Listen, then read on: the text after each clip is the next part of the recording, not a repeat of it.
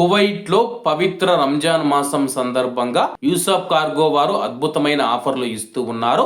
అలాగే మీరు మీ ఇంటికి పంపించే విలువైన వస్తువులను కువైట్లో ఎలా తూకం వేసి తీసుకుంటారో ఇండియాలో మీ ఇంటి దగ్గర కూడా అలాగే తూకం వేసి ఇస్తారు. ఎటువంటి ప్యాకింగ్ ఛార్జీలు లేవు, పోర్ట్ ట్యాక్స్, ఇన్సూరెన్స్, డాక్యుమెంటేషన్ ఛార్జీలు లేవు. మాలియా మరియు కైతాన్ ప్రాంతాలలో యూసఫ్ కార్గో ఉంది. ఏ కార్గో మరియు సి కార్గో కలదు. ఇంకెందుకు ఆలస్యం, స్క్రీన్ మీద కనపడే నెంబర్లకు వెంటనే సంప్రదించండి.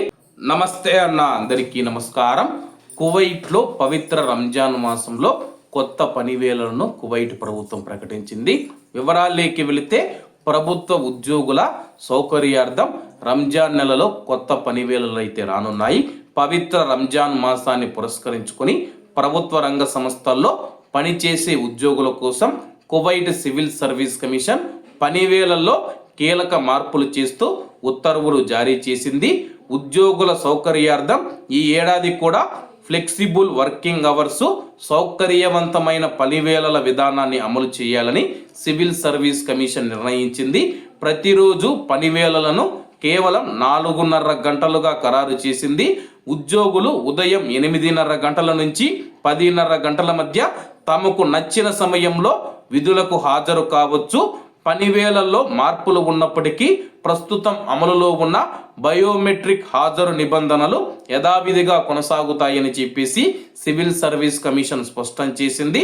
అలాగే కువైట్లో మనం చూసుకుంటే కొత్తగా తీసుకొని వచ్చిన ఈవినింగ్ షిఫ్ట్కు సంబంధించి కూడా కువైట్ సివిల్ సర్వీస్ కమిషన్ కీలక ప్రకటన చేసింది. ఉదయం పూట 8:30 నుంచి 10:30 గంటల మధ్య ఉద్యోగులు హాజరయ్యి వాళ్ళు హాజరైనప్పటి నుంచి 4.5 గంటల పాటు రంజాన్ నెలలో అయితే పని చేయాల్సి ఉంటుంది.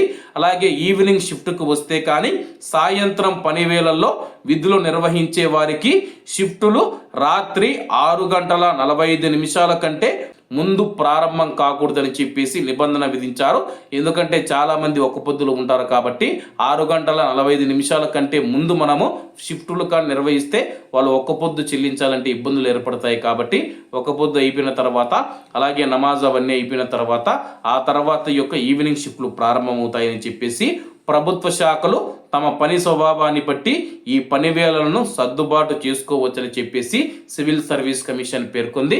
ప్రస్తుతం ఇవి ప్రభుత్వ రంగంలో పనిచేస్తూ ఉన్న కువైటీ ప్రజలు మరియు అలాగే ప్రవాసులకు మాత్రమే వర్తించనున్నాయి.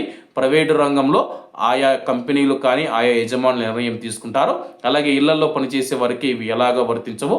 ఇంకా రంజాన్ నెలలో వాళ్ళకు పని ఎక్కువగా ఉంటుంది. కాబట్టి అందరూ బాగుండాలి, అందులో మనం ఉండాలి. అందరికీ నమస్తే అన్న, జై హింద్.